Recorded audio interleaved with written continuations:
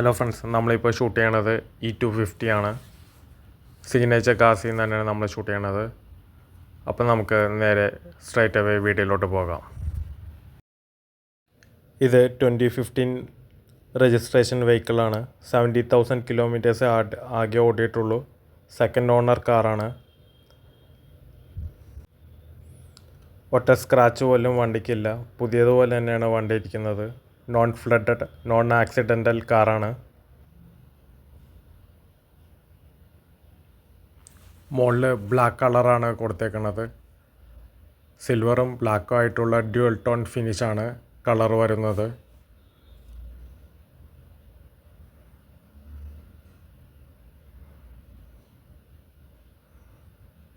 Back ബൂട്ടെല്ലാം ഒന്നുകൂടി തുറന്ന് കാണിച്ചു തരാം. ബാക്കിലും LED ലൈറ്റ്സാണ് വരുന്നത്. നമുക്ക് ഫ്രണ്ട് ഡോർസ് ഒന്ന് തുറന്ന് നോക്കാം. ഫ്രണ്ട് ഡോർസിൻ്റെ താഴെയും ലൈറ്റ്സ് ഉണ്ട്. മെർസിഡീസ് ബെൻസിൻ്റെ ബാഡ്ജിങ് കൊടുത്തിട്ടുണ്ട്. ലെതർ സീറ്റ്സ് എല്ലാം നല്ല ഭംഗി തന്നെയാണ്. പുതിയതുപോലെ തന്നെ ഇരിപ്പുണ്ട് കാണാനായിട്ട്. നല്ല ലെതറി ഫിനിഷ് ലുക്ക് തന്നെയാണ്. പുതിയ വണ്ടി പോലെ തന്നെയാണ് കാണാനായിട്ട്. നമുക്ക് ഗ്ലോ ബോക്സ് ഒന്ന് തുറന്ന് നോക്കാം. അത്യാവശ്യം നല്ല സ്പേസ് ഉണ്ട്. ലൈറ്റും വന്നുണ്ട്. ഫ്രണ്ട് ലെഫ്റ്റ് സീറ്റ്സും മെമ്മറി തന്നെയാണ്.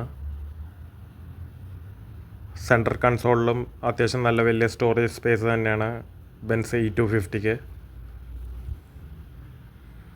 നമുക്ക് ബാക്ക് ഡോർസ് ഒന്ന് തുറന്ന് നോക്കാം. ഫ്രണ്ട് സീറ്റ്സിൻ്റെ താഴെ ലൈറ്റ്സ് വരുന്നുണ്ട്. അത്യാവശ്യം നല്ല ലെഗ് റൂമും ഹെഡ് റൂമും വരുന്നുണ്ട്.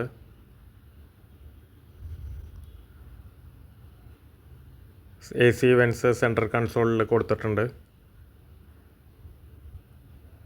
പുതിയ ലെതർ സീറ്റ്സ് പോലെ തന്നെയാണ് ഈ വണ്ടിയുടെ കാണാനായിട്ട്.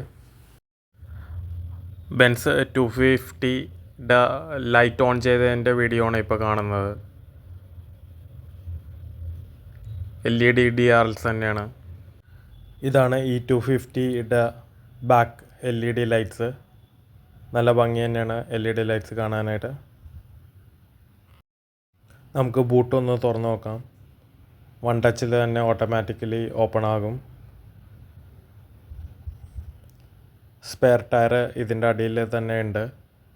വീഡിയോ ഇഷ്ടപ്പെട്ടെങ്കിൽ ലൈക്ക് ചെയ്യണം, കമൻറ്റ് ചെയ്യണം, സബ്സ്ക്രൈബ് ചെയ്യണം.